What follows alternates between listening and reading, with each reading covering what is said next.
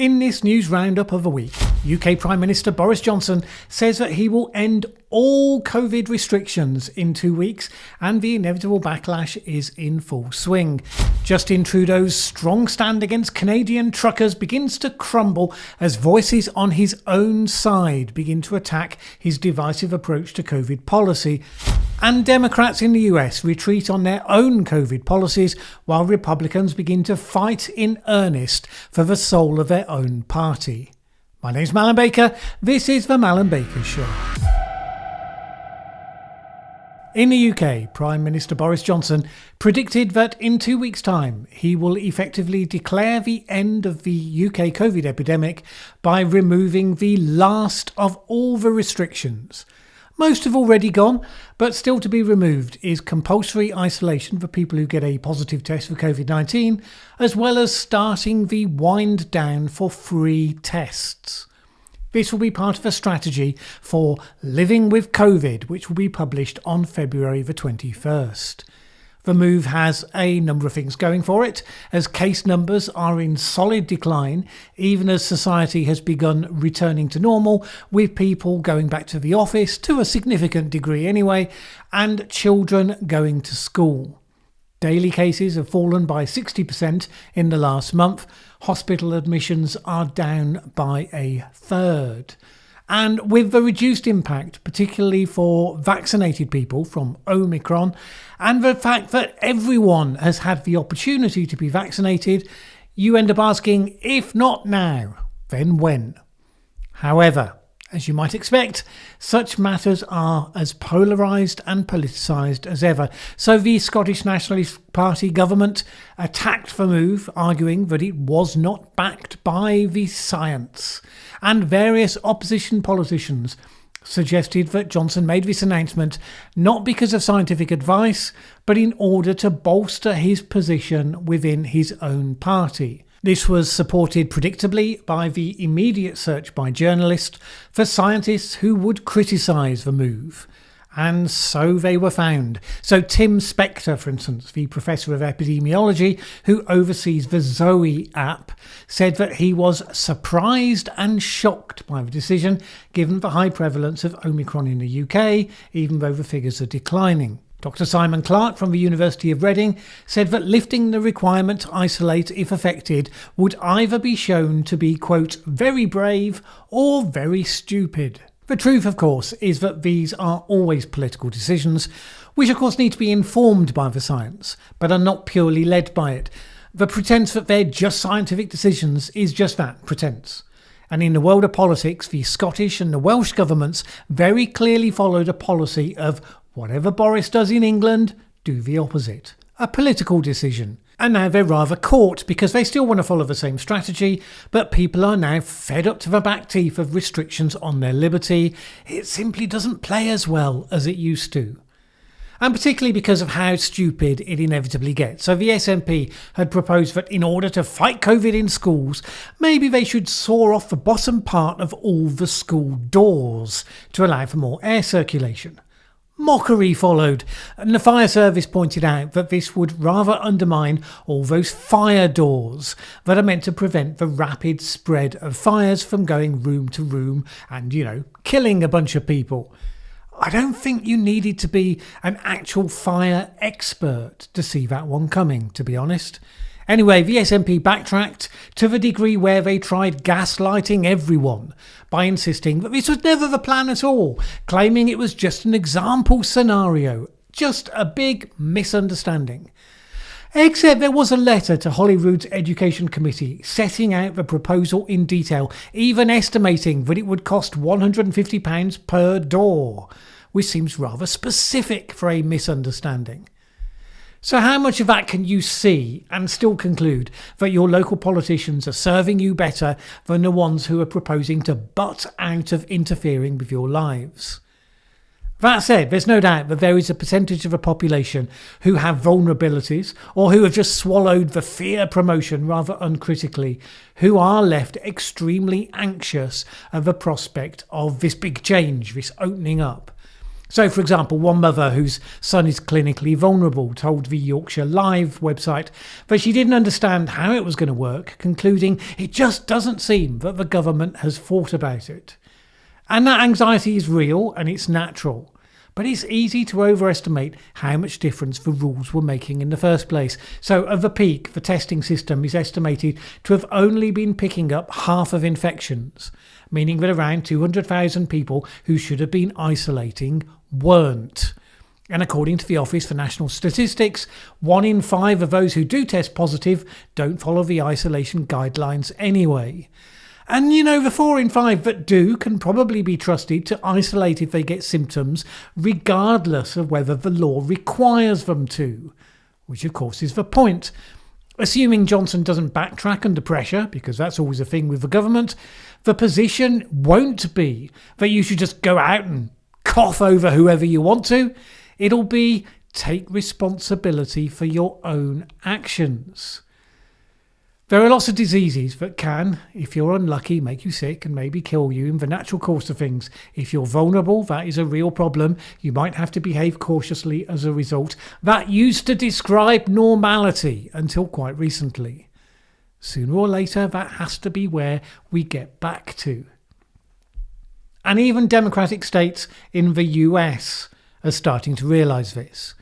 Having pinned part of their political identity on mask mandates and vaccine mandates and all of the rest of it, they are now starting to realise that if this played well for them previously, again, it's not now.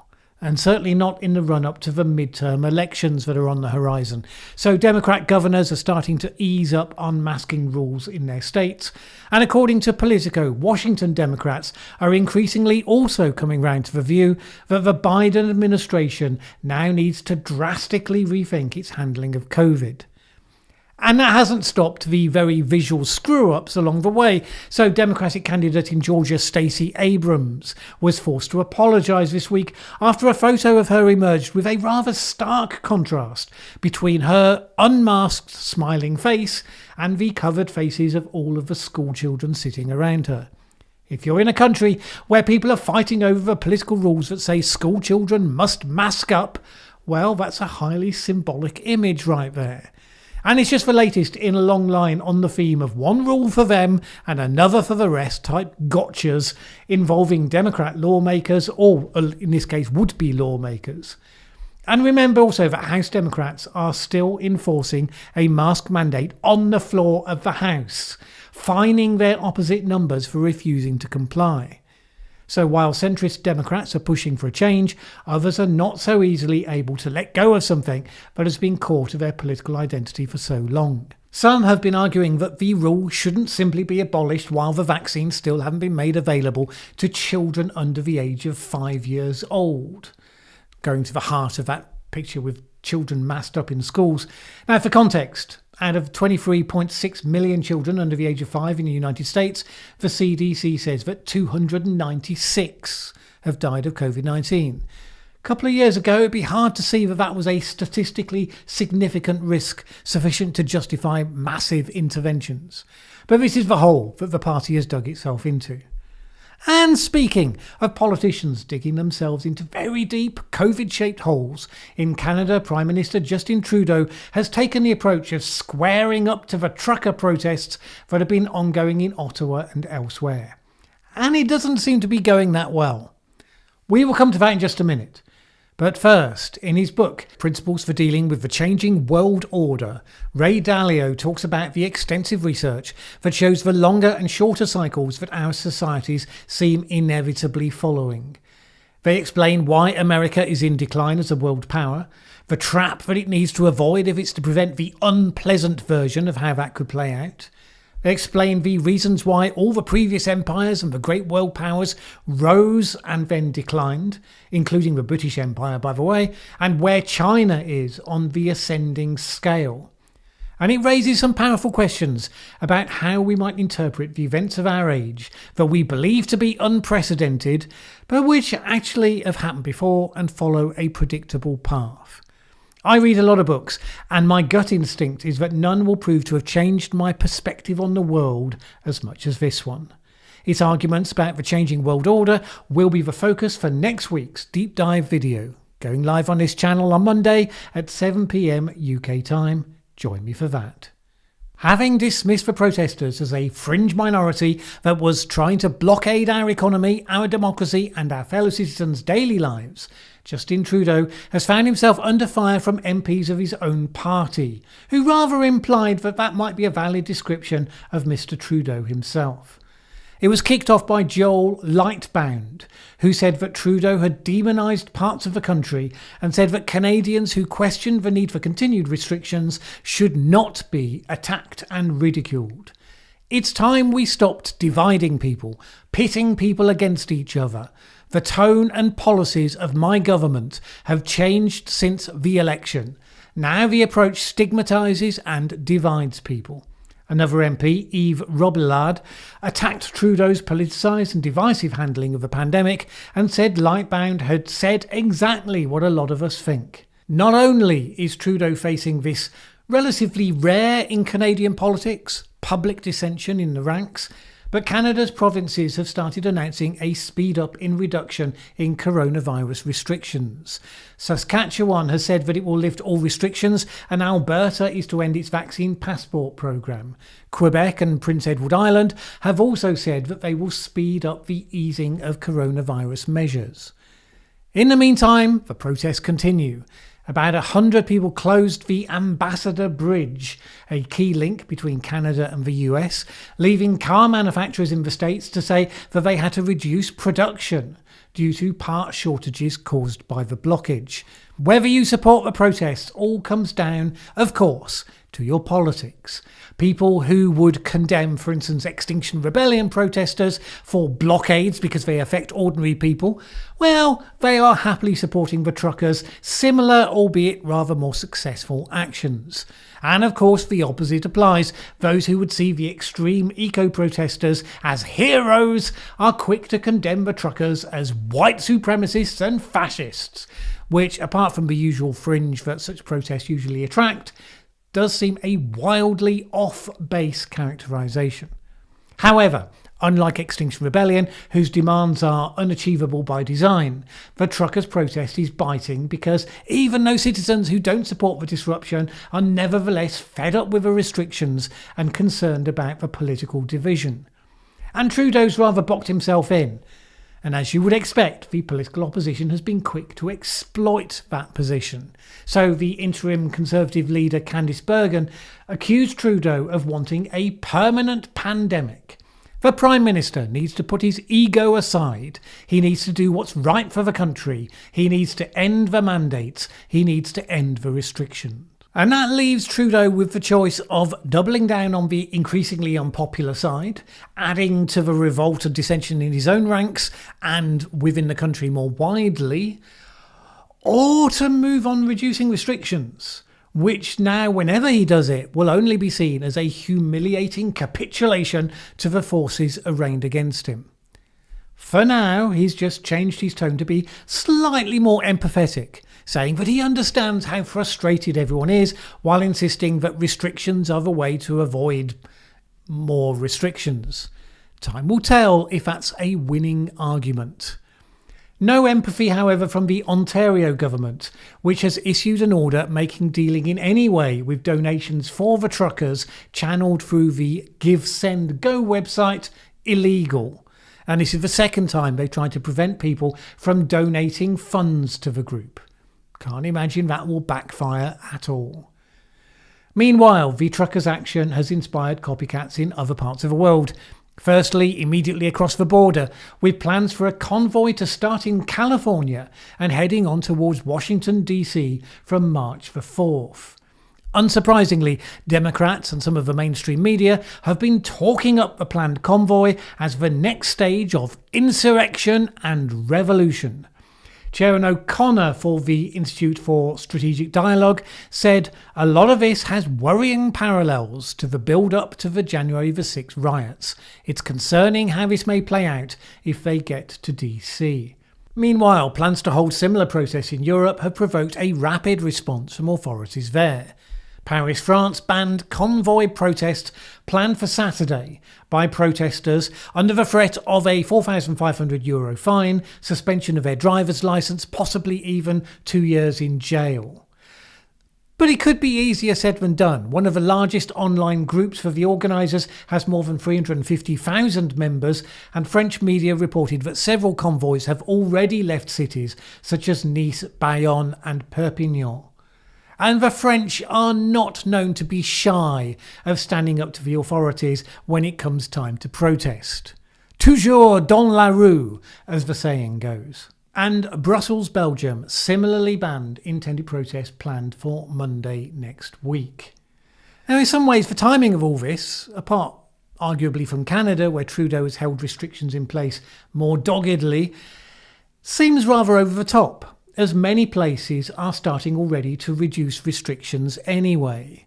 But I've long said that the hardest part of the pandemic would always be as the end comes into sight, but when it hasn't yet fully arrived, because that's when the frustration and the impatience comes to be at its height. And also, of course, with the likes of people like Piers Corbyn and his core anti-vax supporters, you have a group of professional anti-vaxxers who will find it hard to see their newfound purpose in resisting the tyranny, to see that become redundant, their moment of fame to pass.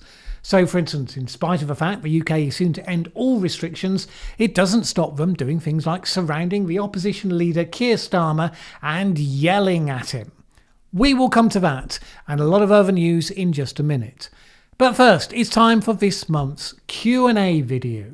Patreon supporters have been invited to ask questions, but there's usually space for a few additional ones, particularly if they are interesting questions that will have a wide interest for viewers of this channel. So, if you would like to ask a question, please do so in the comments below this video.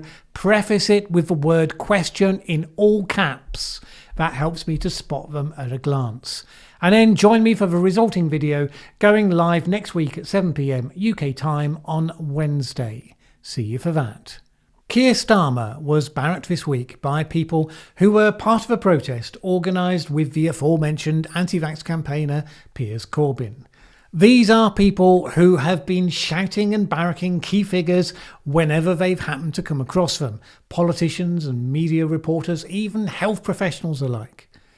But because one or more of them picked up on Boris Johnson's recent, some have said ill-advised attack on Starmer, suggesting that he had somehow allowed Jimmy Savile not to be charged for child abuse while he was Director of Public Prosecutions, suddenly this was seized on as the consequence of what Johnson said, and something new, therefore, that the Prime Minister should apologise for. Now, I would say there is a good case that could be made that Boris Johnson should apologise for quite a lot of things, but idiots behaving like idiots seems unlikely to be amongst them. Half of the mainstream media managed to report the incident as though it had entirely focused on that jibe, with the implication that these people had somehow been incited by Johnson's words to do something they otherwise wouldn't have done. Others did acknowledge that they were hardcore anti-vax protesters, some with significant track records of similar actions, but they still kind of pushed the implication nonetheless because the media is still in frenzy mode, thinking that a few more negative stories might just bring Johnson down, and that's a power that always they can't help but try to exercise. Now, it's not true, of course. Unless a politician calls for violence directly, they are not responsible for people who decide to take action on something that they said or they stand for just because those people may approve of it.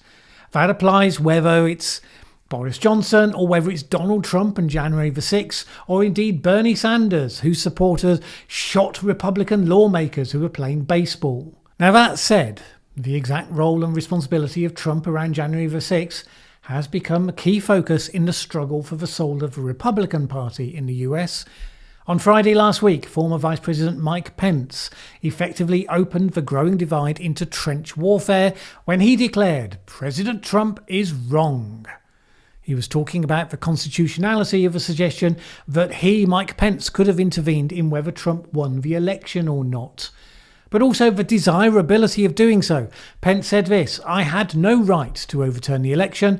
The presidency belongs to the American people and the American people alone. And frankly, there is no idea more un-American than the notion that any one person could choose the American president. And the party is now dividing clearly into two sides, because in the same week the Republican National Committee voted to censure Liz Cheney and Adam Kinzinger for participating in the committee to investigate the January 6 riots.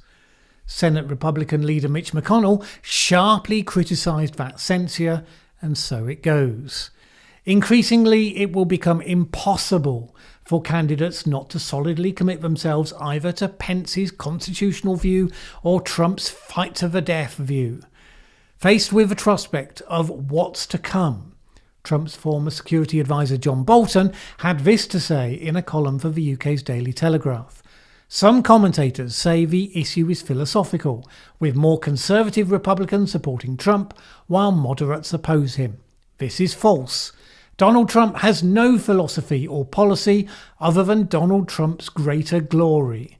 That is why the debate Pence has created is so important for the party's future. It can either be a Conservative Party or a Trump Party. It cannot be both. Now, the forces of politics are all very well, but what about the forces of solar energy? Elon Musk found this week that such forces may pose a massive challenge to his ambitions to fill the sky with satellites, when a moderate-level solar storm took out 40 out of 49 satellites that were being launched. The satellites which were launched into low Earth orbit will now fall back to Earth and burn up on re-entry. SpaceX has already put nearly 2,000 of its Starlink satellites in place and has permission from the US authorities to launch 12,000 in total. Some have raised the question whether a more extreme storm could affect the wider network of Starlink satellites, which are put into relatively low orbit at an altitude of about 340 miles. Standard satellites tend to be a bit higher, in part to avoid such problems from solar activity. However, the 40 satellites that were hit by this storm were only at 130 miles as an initial deployment orbit. None of the existing network were affected. Now, obviously, if a more extreme storm were capable of affecting the wider network, it could be dramatic and disastrous for SpaceX, taking out a large part of their huge fleet.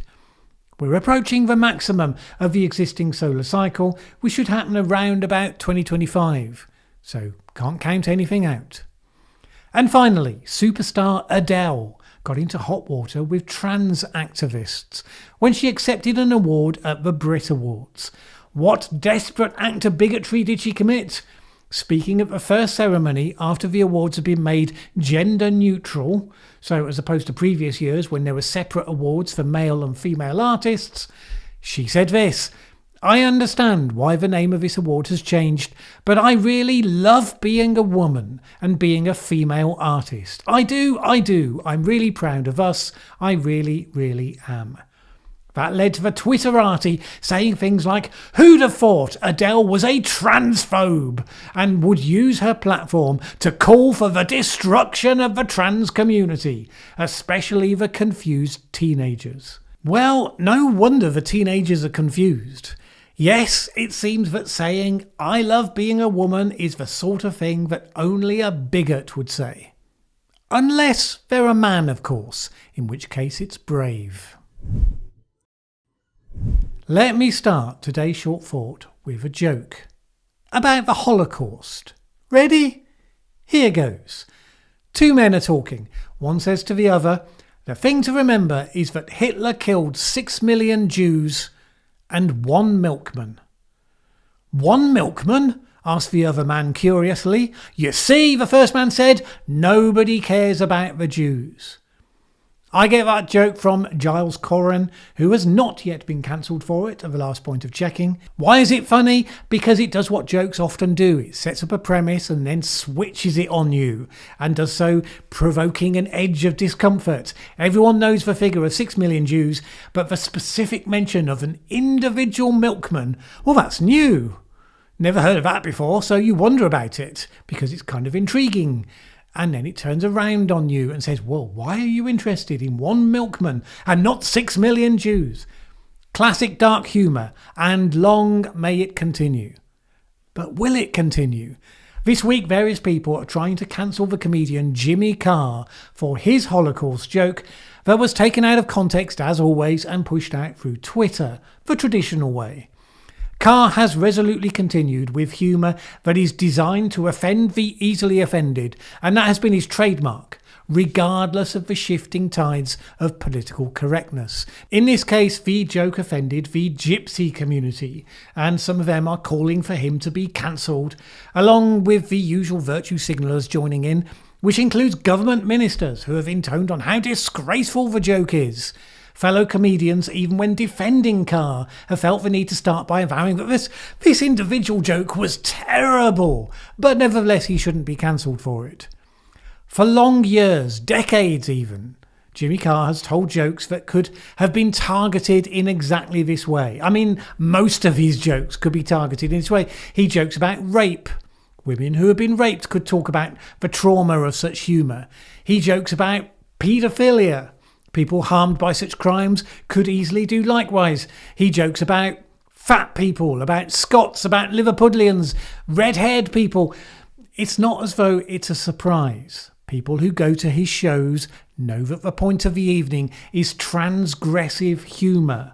He pushes them playfully until he gets the sharp intake of breath response rather than laughter, and then he makes fun of them for their squeamishness. These have been mainstream broad-minded audiences that attend his shows, not people going to hear their prejudices confirmed or anything like that. Nobody presumes that he supports rape. Nobody presumes that he supports paedophilia. And nobody who watched the full show in the 2 months before that one joke went viral believed that he approved of gypsies being killed by Nazis. They are just jokes. I have talked before about the profound changes to our mental model being wrought by the growth of, amongst other things, safetyism and all that comes with it. The idea that humour, even if you decide it's bad humour, that it's something that people need to be protected from, is a sign of a progression of that particular disease. Because yes, government minister, albeit a rather odd one in the shape of Nadine Dorries, said that the legislation she is crafting would mean that Netflix, the host of that Jimmy Carr show, would be held legally liable for that joke. Whether you like him or not, whether you like his humour or not, and I give full disclosure that I do both, I salute people like Jimmy Carr who will not quietly self-censor themselves as the finger-wagging Twitter censors gradually get louder. Instead, people like him resolutely poke the face of the beast until it reveals itself, which might at least prompt us to realise that it needs to be tamed. When Carr introduced that joke, he said it could be a career ender. To know full well where things are going, and yet to keep pushing the same boundaries, not the new boundaries, the same boundaries, takes real courage and integrity. He should still pay his taxes though, but that's another story. All right. My thanks as always to the people who support this channel on Patreon, who make it possible for me to spend the time that I do making these videos. Couldn't happen without you. The material support makes a huge difference, but so also does the knowledge that there's this community of people who are rooting for me and for this channel to succeed in spite of the various obstacles and of course the various naysayers. If you would like to join that fantastic group and add your support for the independent, fact-focused and non-ideological content I aim to produce here, please head on over to patreon.com/Mallen Baker. It is always appreciated. Either way, have a great week. My name's Mallen Baker. This is the Mallen Baker Show. Thanks for watching this video. If you liked it, please share with anyone else you think would also enjoy it. Word of mouth is really important to us. And if you've not subscribed yet, what are you waiting for? As the saying goes, that subscribe button won't smash itself.